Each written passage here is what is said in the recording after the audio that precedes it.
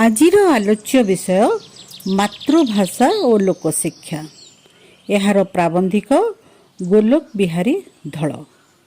प्रबंधटी को पढ़िबा पूर्व आगे प्राबंधिक विषय रे संक्षिप्त आलोचना करिबा। अच्छा, प्राबंधिक गोलोक बिहारी धल आधुनिक ओडिया साहित्य रे बहुमुखी प्रतिभार अधिकारी थिले। प्रोफेसर से जड़े प्रोफेसर थिले, जड़े सुनाम धन्य शिक्षाविद भावे ओडिशार शिक्षा दुनिया रे तांकर जेपरि प्रभाव और प्रतिष्ठा थिला, जड़े प्राबंधिक भावे तांकर अनुरूप प्रसिद्ध थिला आधुनिक ओडिया प्रबंध साहित्य रे।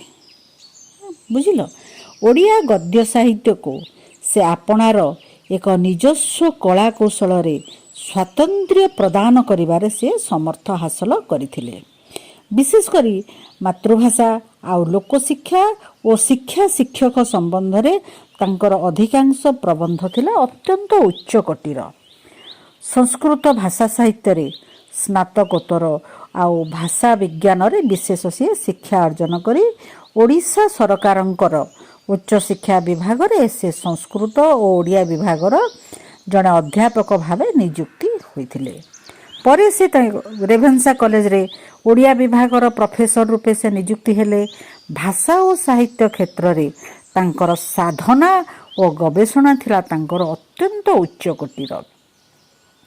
जड़े भाषाविद, जड़े प्राबंधिक, अनुवादक, भ्रमण साहित्यर स्रष्टा और शिशु साहित्य लेखक रूपे एकाधिक्रमे से तांकर प्रसिद्धि लाभ करथिले। तांकर रचित भाषा विज्ञान संबंधी जो पुस्तक गुड़िक है मनुष्यर भाषा, ध्वनि विज्ञान, इंग्राजी उच्चारण शिक्षा, भाषा शास्त्र परिचय।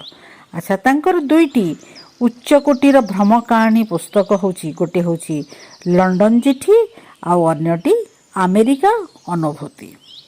अच्छा, ओडिया भाषा रे से अनुवाद करिसंती। तांकर से लेखा होची गोटे गोदान, आ गोटे हेला गबन, आ गोटे हेला बंदी नेहरू, विस्मृतिर चित्र आदि पुस्तक। अच्छा, तांको लिखिथिबा प्रबंध होची गोटे मनुष्यर भाषा, ओडिया केबे, विचार आलोचना, ए भले अनेक। अच्छा, ये प्रोफेसर गोलोक बिहारी धल से ढेंकानाल जिलार गंजीडीह ग्राम रे जन्मग्रहण करथिले। 1921 मसीह रे मात्र से 53 वर्ष बयस बंची थिले। हाँ, 1974 मसीह से मृत्युवरण कले। ताले 1921 रु 74 वर्ष केवल 53 वर्ष तांकर जीवन काल थिला।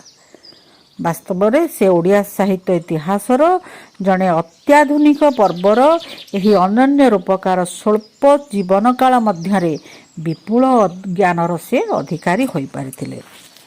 आलोच्य मातृभाषा और लोकशिक्षा प्रबंधटी तांकर बहु चर्चित ग्रंथ ओडिया केबे पुस्तकरू संगृहीत। आलोच्य जो प्रबंध आमे मातृभाषा और लोकशिक्षा पढ़िबा, से मातृभाषार उपादेयता बा तार कोण, तार प्राधान्यता रही आ लोकशिक्षा पई तार किभली उपयोगिता रही, तार बहुविध आवश्यक से गुरुत्व भाव सूचाइछन्ति। आमे परवर्ती पर्याय रे विषय वस्तु को आलोचना करिबा। एबे आमे संक्षेप रे गोलोक बिहारी धलଙ୍କ विषय रे जानिलु।